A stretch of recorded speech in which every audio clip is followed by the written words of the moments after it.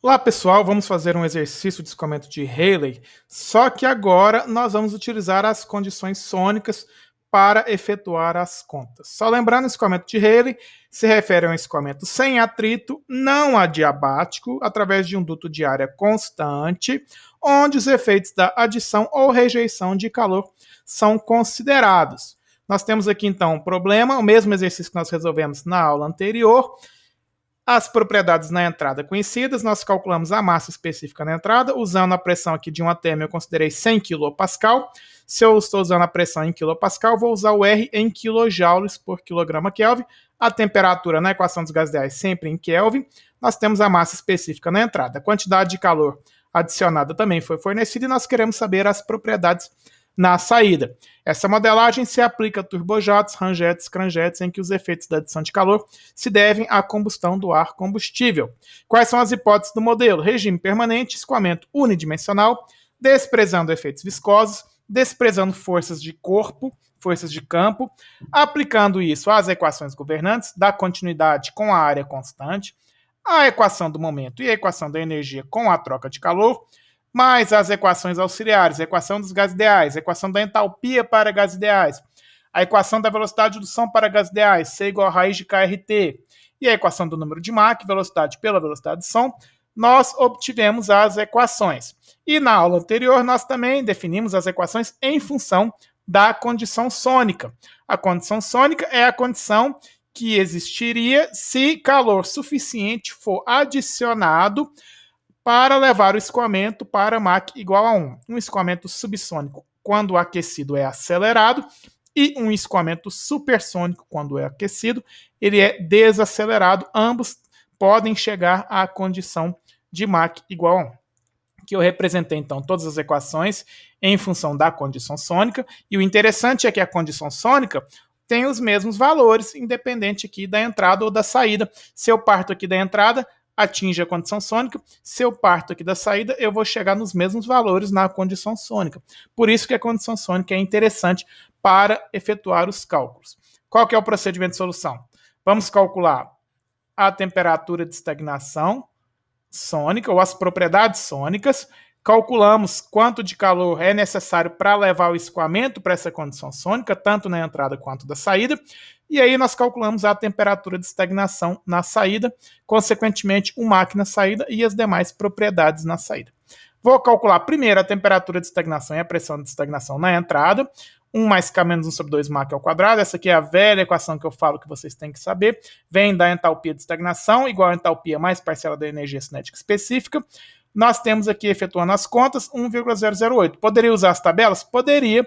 Aqui na tabela, para escoamento isoentrópico, para Mach 0,2, nós temos a temperatura de estagnação pela estática 1,008 e a pressão de estagnação pela estática 1,028, 28, 11, 21. Efetuei as contas aqui, estão os valores, então, todas as propriedades na entrada. Vamos calcular o que agora? As propriedades sônicas. As propriedades sônicas do escoamento com base nas propriedades de entrada. O Mach na entrada e temperatura na entrada, pressão, massa específica e pressão de estagnação na entrada. Logo, temperatura na entrada, Mach na entrada, nós vamos obter a temperatura sônica, a pressão sônica com base na pressão da entrada, e aqui a pressão eu posso deixar em atm, porque se eu quiser converter para Pascal, quilopascal é um fator multiplicativo, posso deixar aqui em atm. Pressão na entrada, Mach na entrada. Massa específica, mesma coisa. Mach na entrada, massa específica na entrada, pressão de estagnação. Então aqui nós temos todas as propriedades sônicas. As propriedades sônicas são os mesmos valores, independente se é entrada ou saída. É a condição sônica, que o escoamento foi elevado para Mach igual a 1. Uma vez que nós calculamos as propriedades sônicas, eu deixei para calcular a temperatura de estagnação sônica aqui no outro slide, para não ficar muito poluído lá. E aí nós temos aqui, ó, temperatura de estagnação pela temperatura de estagnação sônica em função do Mach na entrada e da temperatura de estagnação. Na verdade, aqui a gente obtém a temperatura de estagnação sônica. Por que eu quero essa temperatura de estagnação sônica? Porque agora eu tenho essa temperatura de estagnação, que está associada à energia total do escoamento, e eu tenho a temperatura de estagnação na entrada. Logo, eu consigo calcular quanto de calor é necessário para levar essa condição na entrada para condição sônica na saída. Aqui, ó, esse calor 1 asterisco, CpT0 na saída, que é a temperatura sônica na saída, temperatura de estagnação sônica, menos temperatura de estagnação na entrada, eu calculo o calor necessário para levar o escoamento para a condição sônica. Esse calor 1 foi fornecido e esse calor 1 sônico eu acabei de calcular. O que eu consigo calcular agora? Esse calor 2 sônico, ou seja, quanto de calor eu preciso para levar a condição de saída para a condição sônica. Então, calculando aqui, ó, esse calor 1 sônico menos esse calor 2 sônico é o calor 1 original. Aqui a gente tem esse calor 1 sônico que eu acabei de calcular em quilojoules. O calor 1 foi dado lá em joules, eu converti para quilojoules também. Nós calculamos quanto de calor eu preciso para levar a saída para a condição sônica. Se eu tenho essa quantidade de calor, eu posso calcular fazendo o balanço de energia. Energia na saída menos energia na entrada vai ser igual à quantidade de calor. Logo, eu consigo calcular a temperatura de estagnação na saída. Temperatura de estagnação na saída. E agora, o que eu posso fazer? Eu posso usar essa mesma equação associada à temperatura de estagnação e à temperatura sônica, essa aqui. Só que agora eu vou usar os valores da temperatura de estagnação na saída. Temperatura de estagnação sônica é o mesmo valor que eu já havia calculado. Eu vou obter o Mach na saída. Simplifiquei o máximo possível aqui, a gente tem essa equação. Eu tracei o gráfico dessa equação aqui. Eu quero um valor que dê 0,33405. Eu vou olhar aqui, ó, para Mach aqui 0,59, 0,57, deu 0,33. Tá próximo ali, 0,334, 0,57, 0,58 também deu 0,33, 0,59 aqui deu 0,34. Aqui o gráfico, claro que ele tem são pontos discretos, a precisão não é a mesma, mas a gente estimou aqui inicialmente que o Mach está entre 0,57 e 0,59. Aí aqui eu fiz uma outra forma. O que eu fiz? Eu peguei para 0,57, calculei esse valor, eu sei que eu quero esse valor de 0,33405 e calculei para 0,59 nessa equação, obtive esse valor. Fiz uma interpolação linear aqui, ó, achei o Mach de 0,5847. Ou seja, observar aqui nesse intervalo, posso aproximar para uma equação linear? Mais ou menos eu posso aproximar por um intervalo linear os valores muito próximos. Achei o Mach de 0,5847, substituí esse valor só para verificar nessa equação, deu 0,3341. Tá próximo, tá satisfatório.